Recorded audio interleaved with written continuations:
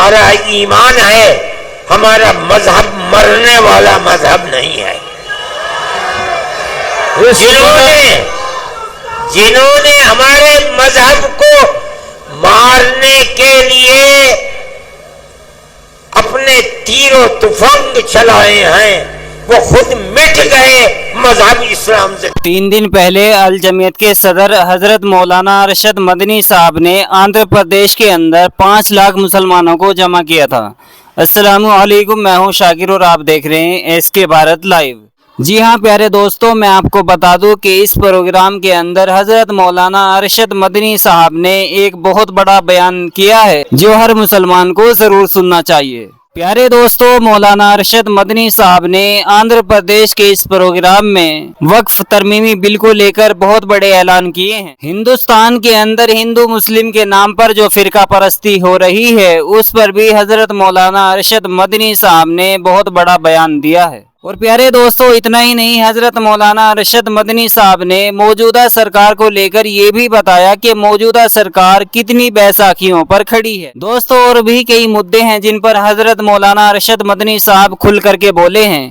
آخرکار وہ مدعے کیا ہیں جن پر مولانا ارشد مدنی صاحب کھل کر کے بولے ہیں؟ یہ سب جاننے کے لیے چلتے ہیں ویڈیو کی جانب اور خود مولانا ارشد مدنی ہی کی زبانی سن لیتے ہیں کہ انہوں نے کن کن مدعوں پر بات کی ہے اور وہ کون سا بڑا بیان دیا ہے جو ہر مسلمان کو سننا ضروری ہے۔ گورنمنٹ اس وقت اپنے پیر کے اوپر کھڑی ہوئی نہیں ہے، بلکہ 2 بیساکھیوں کے اوپر ہے۔ ایک بیساکھی بہار میں نتیش گورنمنٹ ہے اور دوسری بیساکھی آندھرا پردیش کے اندر چندرا بابو نائیڈو جی کی بیساکھی ہے۔ ہم یہ چاہتے تھے کہ ہم ان دونوں پارٹیوں کو یہ بتائیں کہ ملک کے اندر جب تک ملک کے دستور کی حفاظت نہیں کی جائے گی اس وقت تک ملک اپنے پیر پر کھڑا نہیں رہ سکتا۔ ہم نے ایک اجلاس بہار میں کیا یہی چیز بتانے کے لیے۔ ہم نے دلی کے اجلاس میں یہ بات کہی تھی کہ ہم چندرا بابو نائیڈو جی کا جو وطن ہے ہم کڑپا کے اندر اجلاس کریں گے اور اس جلسے کے اندر 5 لاکھ آدمی جمع ہوں گے۔ اگرچہ جمعیت علماء ہند نے آج سے پہلے کبھی ملک کی آزادی کے بعد، ملک کی آزادی سے پہلے کڑپا میں کبھی کوئی ایسا اجتماع اور جلسہ نہیں کیا تھا، لیکن ہم یہ سمجھتے ہیں، ہمارا عقیدہ ہے، ہم اس بات کو جانتے ہیں کہ ملک کا مسلمان اپنے ملک کا وفادار ہے، وہ ملک کے اندر امن و امان کو قائم رکھنا چاہتا ہے۔ ہم نے 5 لاکھ آدمیوں کو دعوت دی اور آج اس جلسے میں 5 لاکھ سے زیادہ لوگ جمع ہیں۔ تقریر کرنا ہمارا مقصد نہیں تھا، ہمیں تو گورنمنٹ کو یہ دکھلانا تھا، چندرا جی کی گورنمنٹ کو، کہ آپ جس صوبے اور اسٹیٹ کے چیف منسٹر ہیں وہاں کا مسلمان چاہتا کیا ہے۔ ہم یہ سمجھتے ہیں کہ آپ کے یہاں جمع ہونے کی آواز صرف اس پردیشی میں نہیں، پورے ہندوستان میں نہیں، پوری دنیا کے اندر پہنچ رہی ہے۔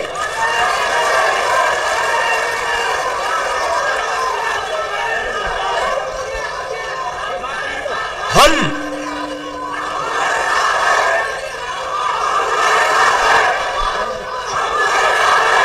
جمعیت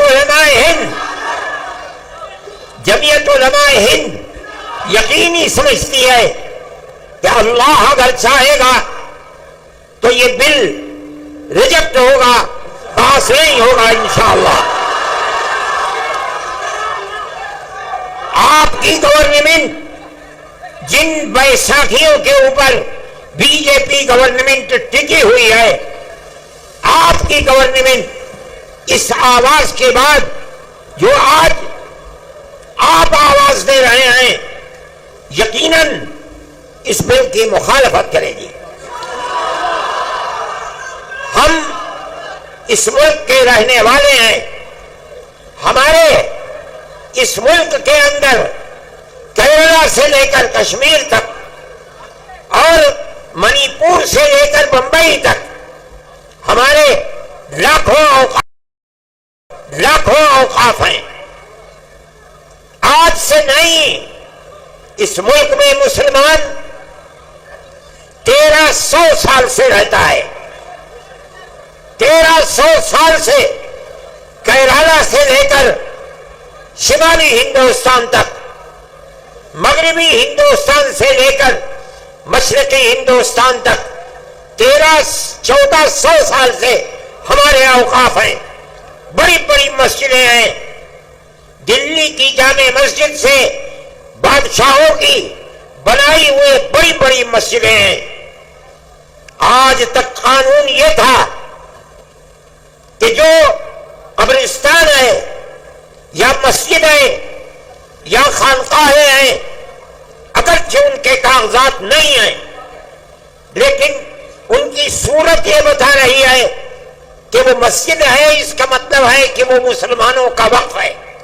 اس لیے جو پرانا دستور تھا وقف کا، اس میں یہ بات لکھی ہوئی ہے کہ جو مسجد ہے اس کو وقف مانا جائے گا۔ چنانچہ آج تک 1300 سال سے کاغذات میں اس کو وقف ہی بتایا جاتا ہے۔ یہ پرانا وقف ایکٹ تھا۔ ملک کی بدنصیبی ہے کہ آج اس ترمیمی بل کو لا کر ہمارے سر کے اوپر پہنایا جا رہا ہے۔ وہ یہ کہتا ہے کہ اگر وقف کے کاغذات نہیں ہیں تو اس کو وقف نہیں مانا جائے گا۔ ہم 1300 سال پہلے کے کاغذات کہاں سے لے آئے؟ 600 سال، 700 سال، 800 سال، 500 سال کے کاغذات کہاں ملیں گے؟ لیکن ہمارا یہ عقیدہ ہے، ہم مسلمان ہیں، مسجد خدا کا گھر وہی معتبر ہوگا جو وقف زمین کے اوپر ہے۔ جو زمین اللہ کی زمین ہے، کوئی اس زمین کا مالک نہیں ہے۔ کسی کی زمین کو چھین کر مسجد نہیں بنائی جا سکتی۔ اگر بنی ہے ہم اس کو مسجد نہیں سمجھتے۔ مسجد خدا کا گھر وہی ہے جو خدا کی زمین کے اوپر ہے۔ جو اللہ کی زمین پر نہیں ہے ہم اس کو مسجد نہیں مانتے۔ بابری مسجد کا مقدمہ 50 سال تک جمعیت علماء نے لڑا ہے۔ فیض آباد اجودھیا کی عدالت سے لے کر لکھنؤ تک، الہ آباد تک، اور الہ آباد سے سپریم کورٹ دلی تک کروڑوں روپیہ خرچ کیا تنہا جمعیت علماء ہند نے۔ ہم کہتے تھے کہ اکھاڑے والے یہ کہہ رہے ہیں کہ یہاں مندر تھا، بابر نے مندر کو توڑ کر مسجد بنائی ہے۔ ہم کہہ رہے تھے، ہم نے عدالتوں میں کہا، پلیٹ فارموں پر کہا، سپریم کورٹ میں کہا کہ اگر یہ قانوناً ثابت ہو جائے کہ بابر نے مندر کو توڑ کر رام مسجد بنائی ہے، ہم چھوڑ دیں گے۔ لیکن اللہ کو کچھ اور منظور تھا۔ مسجد کی کھدائی ہوئی کوئی چیز نہیں ملی۔ جب سپریم کورٹ کا فیصلہ آیا تو مکمل فیصلہ ہے، لکھا ہوا، اعلان ہوا اس کا کہ مسجد اپنی جگہ پر مسجد ہے، کسی مندر کو توڑ کر مسجد نہیں بنائی گئی۔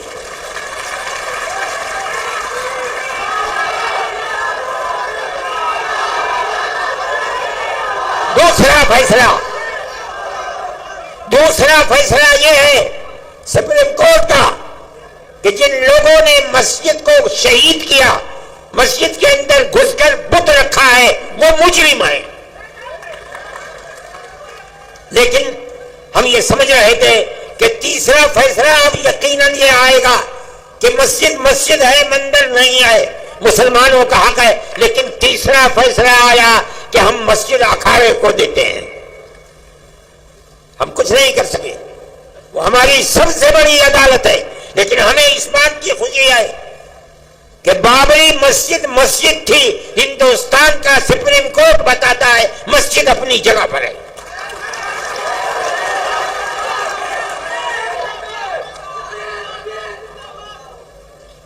آج اس کو مندر بنا دیا، لیکن پوری بی جے پی اس کو اپنے الیکشن کا معیار نہیں بنا سکی۔ دیر آباد ہے، اجودھیا کو یہ سمجھا جا رہا تھا کہ وہ ملک کی مذہبی دارالسلطنت بن جائے گا، لیکن کوئی نہیں، نہ آنے والا نہ جانے والا۔ میرے بھائی، جمعیت علماء ہند ملک کے اندر امن و امان کو قائم رکھنا چاہتی ہے۔ ہم سڑکوں پر نہیں اترے، ہم نے کوئی احتجاج نہیں کیا۔ سپریم کورٹ ہمارا ہے، ہمارے ملک کی سب سے بڑی عدالت ہے۔ ہم یہ سمجھتے ہیں کہ اس کا یہ فیصلہ، اگرچہ بابری مسجد اکھاڑے کو دے دی گئی، لیکن اس کا یہ فیصلہ کہ مسجد اپنی جگہ پر ہے، مندر توڑ کر نہیں بنائی گئی، ساری دنیا جو چاہے کہے، ہم کہتے ہیں کہ ہم جیت گئے، ہم ہارے نہیں ہیں۔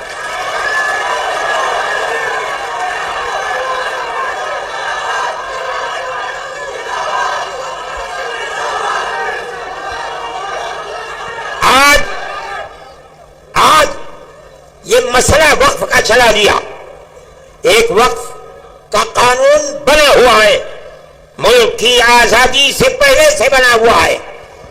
اس کے اندر جمعیت علماء نے اپنے بڑے بڑے اجتماع کر کے اس کی کمزوریوں کو دور کرایا، اور آج وہ قانونی بل ہے۔ اس کے اندر یہ بات ہے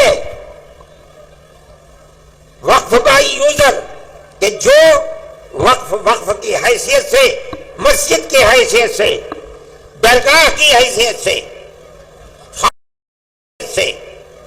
خانقاہ کی حیثیت سے، قبرستان کی حیثیت سے 100 200 3 4 5 میں کہتا ہوں 1300 سال سے چلا آ رہا ہے۔ اس کے کاغذات ہیں یا نہیں ہیں، چونکہ اس کی صورت وقف کی ہے، اس کی صورت عبادت گاہ کی ہے، سینکڑوں سال پرانا ہے، اس لیے اس کو وقف ہی مانا جائے گا۔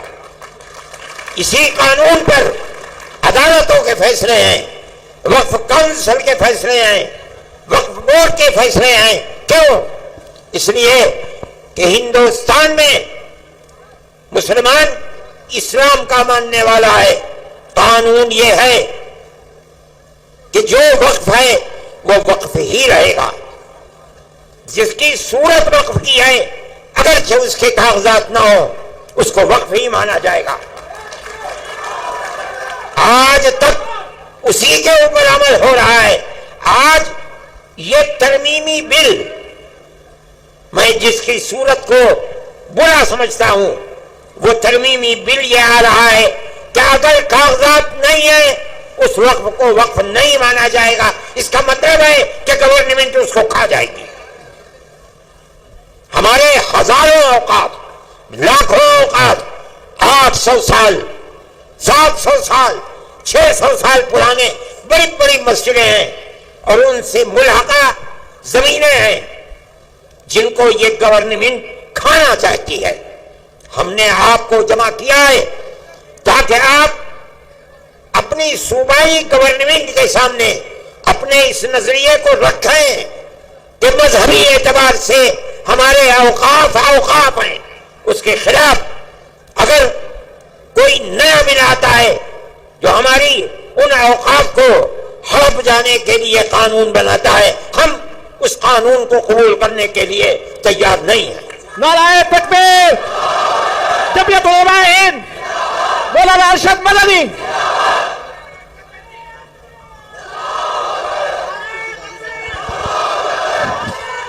اب میں آپ کو اس وقف نے، اس ترمیمی بل نے جس کی ہم مخالفت کر رہے ہیں، میں آپ کو بتاتا ہوں، یہ موجودہ ترمیمی بل نہیں ہے، در حقیقت مسلمانوں کے اوقاف کو کھا لینے کے لیے بل لایا گیا ہے، ہڑپ کرنے کے لیے بل لایا گیا ہے، مسلمانوں کی جائیدادوں کو چھیننے کے لیے بل لایا گیا ہے۔ دیکھیے، آج تک ہندوستان میں جہاں بھی وقف بورڈ ہے، اس وقف بورڈ کے جتنے ممبر ہوتے ہیں وہ ممبر گورنمنٹ کے بنائے ہوئے نہیں ہوتے، بلکہ ان ممبروں کا الیکشن ہوتا ہے، لیکن وہ سارے ممبر مسلمان ہوتے ہیں۔ کیوں؟ وقف مسلمانوں کا ہے، مسلمانوں کے اوقاف پر وقف بورڈ کے اندر کام ہوتا ہے، اس لیے 11 ممبر ہوتے ہیں عام طریقے پر، شرط ہے وہ 11 کے 11 الیکشن سے آتے ہیں اور سب کے سب مسلمان ہوتے ہیں۔ اب آپ دیکھیے اس بل کی نمبر 11 کا اے، پیج نمبر صفحہ نمبر 6، وہ یہ کہتے ہیں کہ بورڈ کے 11 ممبر جو گورنمنٹ جن کا انتخاب کرتی ہے، انتخاب نہیں ہوگا بلکہ گورنمنٹ کو خود منتخب کر کے بغیر الیکشن کے لا کر رکھے گی۔ ہم کیا جانتے ہیں کہ کن کو رکھتے ہو؟ پھر وہ کہتے ہیں کہ ان 11 میں سے صرف 4 ممبر مسلمان ہوں گے اور 7 ممبر غیر مسلم ہوں گے۔ وقف ہمارا ہے، ہمارے باپ دادا کا ہے، ہماری زمینیں ہیں، وہ جو 7 ممبر زیادہ ہیں اور وہ مسلمان نہیں ہیں، وہ کیا جانے کہ وقت کی حفاظت کس طرح ہوگی۔ اس کا مطلب ہے کہ گورنمنٹ صوبائی گورنمنٹ ہے، اس کو کھانا چاہتی ہیں۔ ہمارے وقف ہیں، ہمارے باپ دادا کے وقف ہیں، جن کی تعداد 11 ہے، اس 11 میں سے صرف 4 مسلمان ہوں گے، باقی سب کرسچن، ہندو اور کون کون ہوتے ہیں۔ مگر سوال یہ ہے کہ ہمارا وقف کس طرح محفوظ رہ سکے گا؟ ہم نے چیئرمین کے سامنے یہ بات کہی، پورا بورڈ تھا 32-33 پارلیمنٹ کے ممبروں کا، ہم نے ان کے سامنے کہا کہ آج تک شرط ہے کہ سارے ممبر مسلمان ہوں گے، اس لیے کہ وقت مسلمانوں کا ہے، غیر مسلم کیسے آئیں گے؟ وہ کہتے ہیں نہیں، اس نئے وقف کو کہا جاتا ہے گورنمنٹ کی طرف سے کہ ہم اوقاف کی حفاظت کے لیے یہ ترمیمی بل لائے ہیں۔ ہم کہتے ہیں کہ تم اوقاف کی جڑ کھودنے کے لیے لا رہے ہو۔ ہم اسی لیے کہتے ہیں کہ مسلمان اس ترمیمی بل کی تائید نہیں کر سکتا۔ اسی لیے ہم نے چیئرمین کے سامنے کہا، پارلیمنٹ کے ممبروں کے سامنے کہا، ہم آپ کے سامنے کہہ رہے ہیں کہ آپ ان کی کمزوریوں کو سمجھیے۔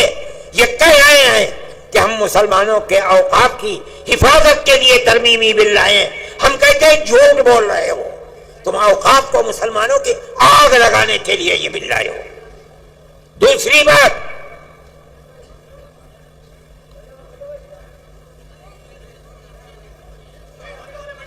وقف کونسل کے اندر یہ دفعہ نمبر 9 بل کی صفحہ نمبر 5، سینٹرل وقف کونسل،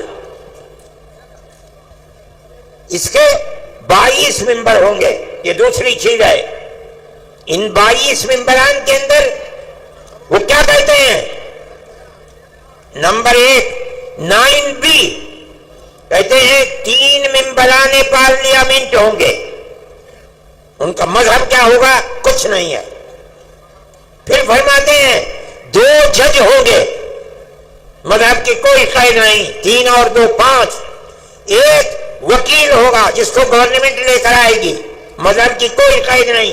6 4 وقف کے ماہر ہوں گے، مذہب کی کوئی قید نہیں۔ 6 اور 4 10 مرکزی حکومت کا 1 ملازم ہوگا، مذہب کی کوئی قید نہیں ہے۔ 11 اور 1 انچارج اس کا یونین منسٹر ہوگا۔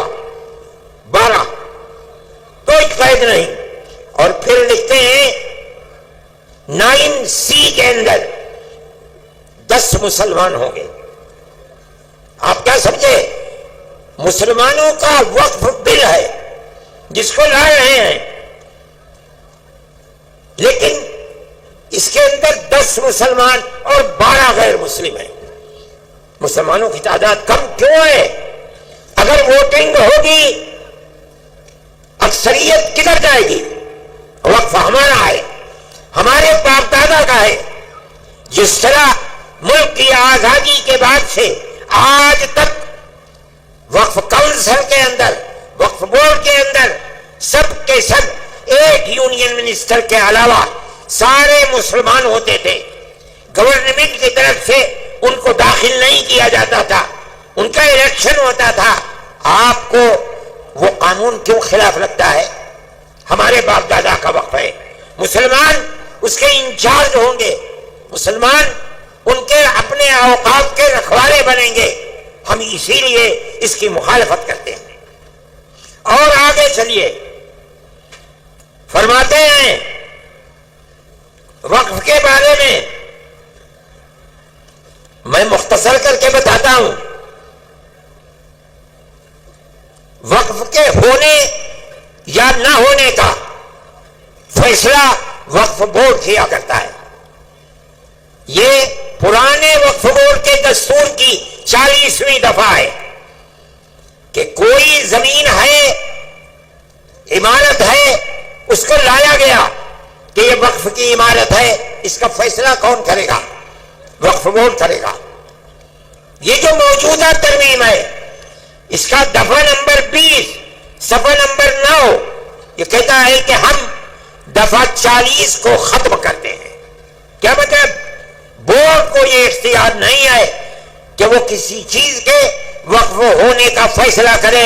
یہ فیصلہ ہمارا ہوگا، گورنمنٹ فیصلہ کرے گی یا کلکٹر فیصلہ کرے گا، وقف بورڈ فیصلہ نہیں کرے گا.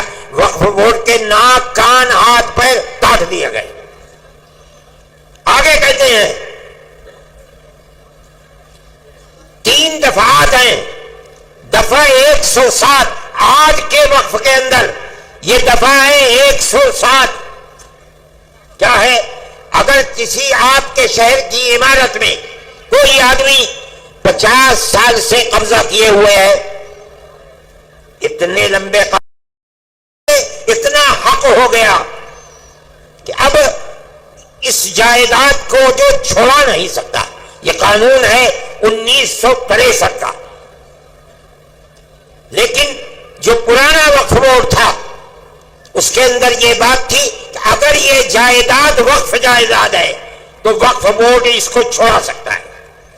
میری اور آپ کی اگر اپنی جائیداد ہے اور آدمی 50 سال سے 60 سال سے اس میں رہ رہا ہے، ہم اس کو نہیں چھوڑا سکتے.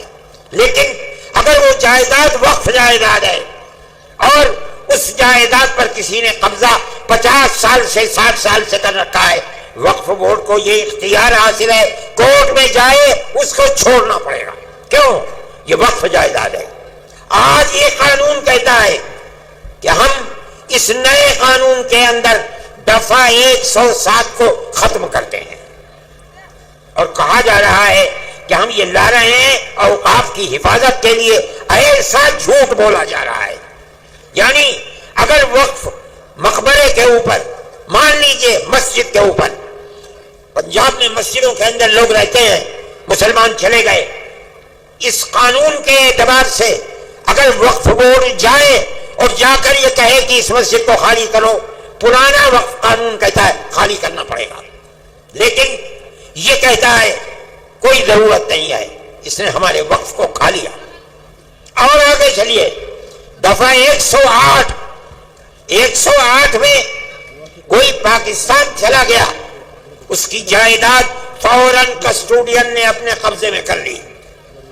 آپ لوگ بھی جانتے ہوں گے، جو لوگ گئے ہیں ان کی جائیدادیں کسٹوڈین میں چلی گئی. لیکن اگر وہ وقف کر کے گیا ہے تو وہ وقف کسٹوڈین میں نہیں جائے گا. قانون آج تک یہی ہے. اب آپ سنیے، یہ ترمیمی بل کہتا ہے کہ ہم دفعہ 108 کی پرانی وقف بورڈ کو ختم کر دیں گے. کیا مطلب ہے؟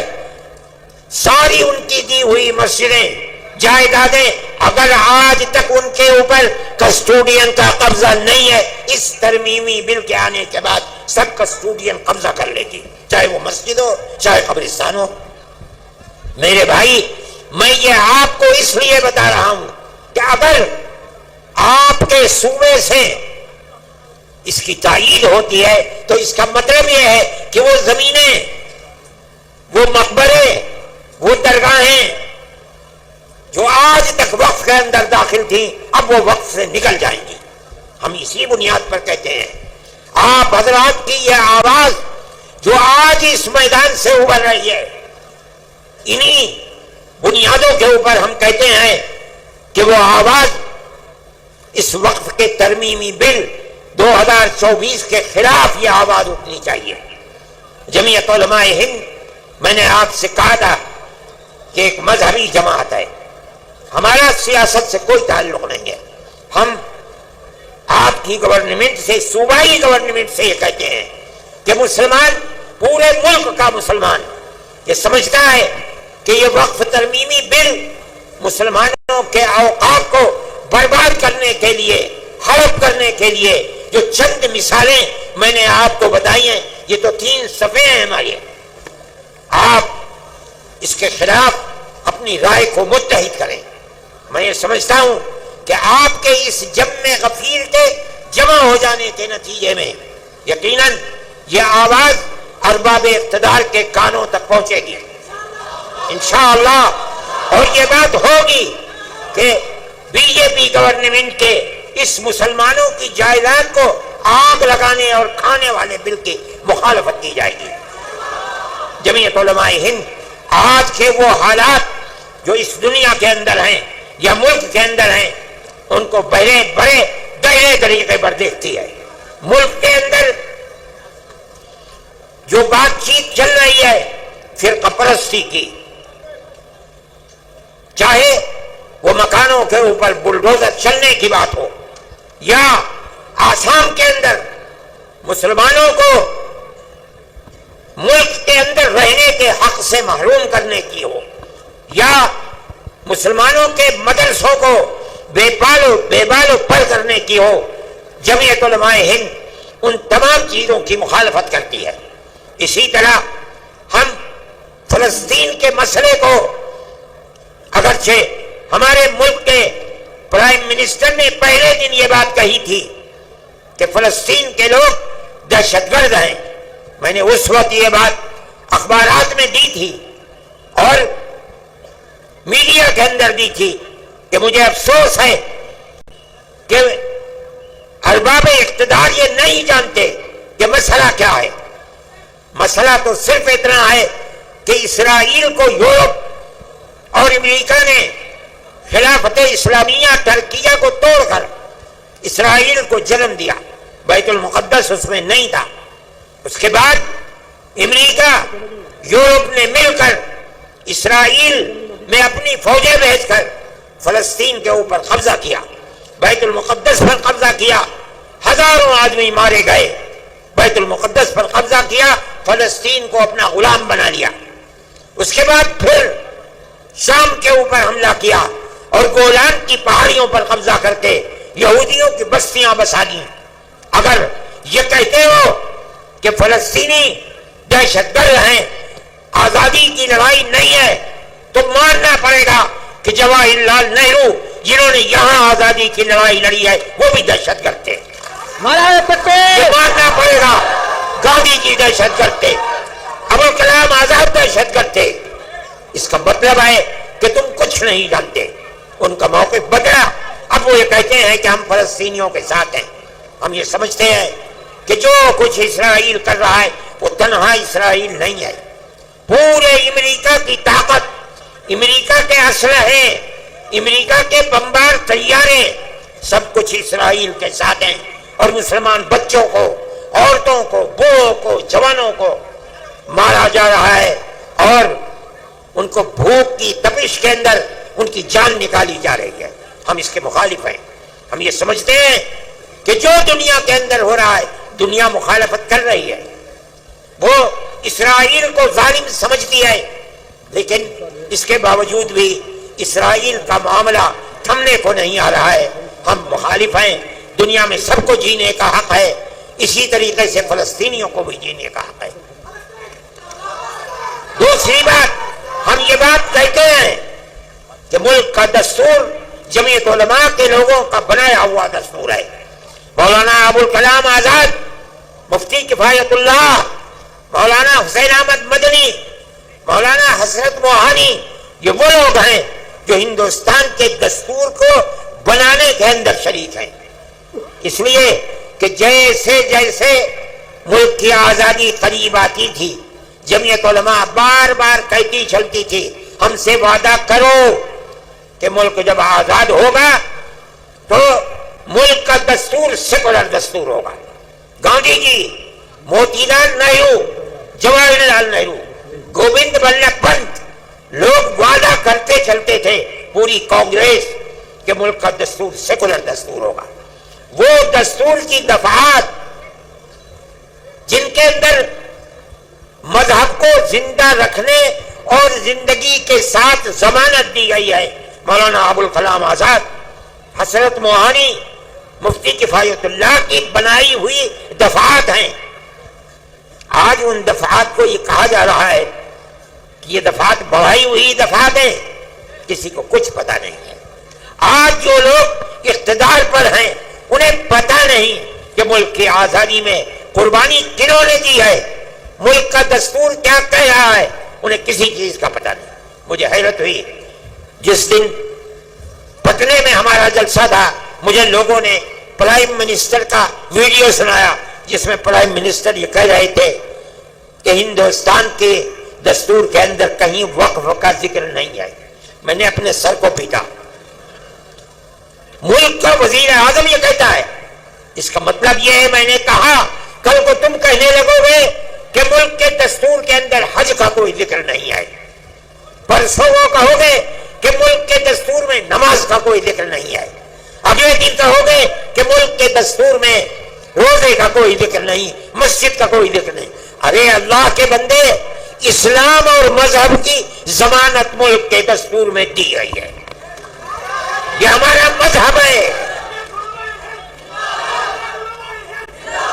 मगर मैं क्या कहूं, मेरी समझ में नहीं आता कि आज जो लोग इख्तिदार की कुर्सी पर बैठे हैं उन्हें मजहब ही का नाम नहीं आता, न वो कुछ जानते हैं। हमें हमारे मजहब की जमानत दी गई है, हम इस मुल्क में जिंदा हैं, यहीं मरेंगे, यहीं पैदा हुए हैं।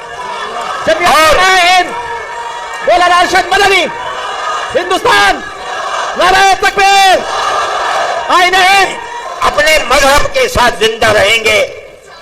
हमारा ईमान है, हमारा मजहब मरने वाला मजहब नहीं है।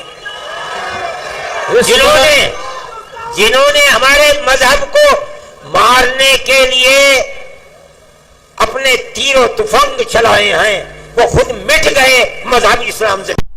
तो प्यारे दोस्तों, आप सबने सुना कि हजरत मौलाना अरशद मदनी साहब ने साफ तौर पर ये बात कही है कि सरकार की तरफ से बार बार ये बात कही जा रही है कि हम औकाफ की हिफाजत के लिए ये वक्फ तरमीमी बिल ला रहे हैं, लेकिन हम ये कहते हैं कि तुम औकाफ की जड़ें ख़त्म करने के लिए ये वक्फ तरमीमी बिल ला रहे हो। और प्यारे दोस्तों, इतना ही नहीं, हजरत मौलाना अरशद मदनी साहब ने फिरका परस्ती पर भी बड़ा बयान दिया है। उन्होंने साफ तौर पर ये बात कही है कि चाहे मुसलमानों को बदनाम करने की बात हो, या बुलडोजर से घरों को गिराने की बात हो, या मुसलमानों को उनके हक से महरूम करने की बात हो, या बुलडोजर से मुसलमानों की मस्जिद मदरसों को गिराने की बात हो, अल जमीयत इन सभी चीज़ों की मजम्मत करती है। और प्यारे दोस्तों, मौलाना अरशद मदनी साहब ने जाते जाते ये बात भी कही है कि हमारा मजहब मरने वाला मजहब नहीं है, हम मरने वाले नहीं हैं, हमारे मजहब पर तीर चलाने वाले खुद मर जाएंगे, लेकिन हमारा मजहब जिंदा था, जिंदा है और हमेशा जिंदा रहेगा इंशाअल्लाह ताला। तो प्यारे दोस्तों, आपने हजरत मौलाना अरशद मदनी साहब का ये बयान सुना। आप इस बयान को कैसे देखते हैं और इस बयान के मुतालिक आप क्या राय रखते हैं, अपनी राय कमेंट बॉक्स में जरूर लिखें और इस वीडियो को ज्यादा से ज्यादा शेयर भी करें ताकि हर मुसलमान तक ये वीडियो पहुंच सके। प्यारे दोस्तों, आज की वीडियो में बस इतना ही। जल्द मिलें किसी नई वीडियो के साथ, तब तक के लिए अल्लाह हाफिज।